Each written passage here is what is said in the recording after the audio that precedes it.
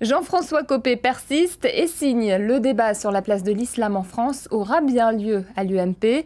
Pourtant, au-delà des critiques de l'opposition, les mises en garde se multiplient au sein même de la majorité.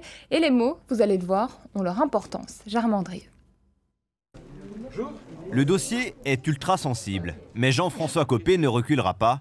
Ce matin, rue de la Boétie, face aux médias, il tente une nouvelle fois, malgré un lapsus, de déminer le terrain. Depuis le début, on a dit ce débat sur l'islam, ce débat sur la laïcité comportera un volet concernant l'organisation de l'islam de France. On l'a toujours dit. Et pas question de modifier le calendrier. Le débat aura bien lieu à l'UMP le 5 avril.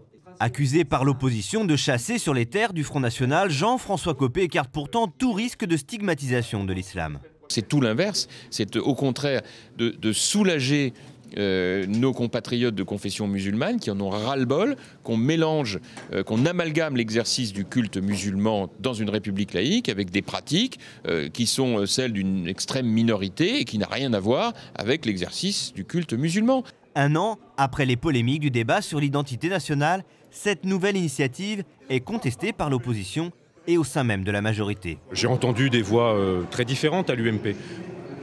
Quand par exemple Alain Juppé met en garde, je partage ses précautions.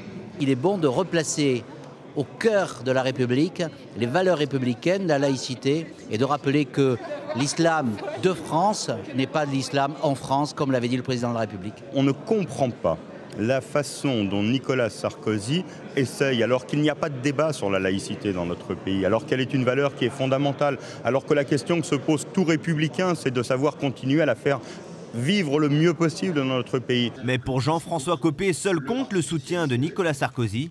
Sur la laïcité, l'Élysée exige des propositions concrètes dans les mois à venir.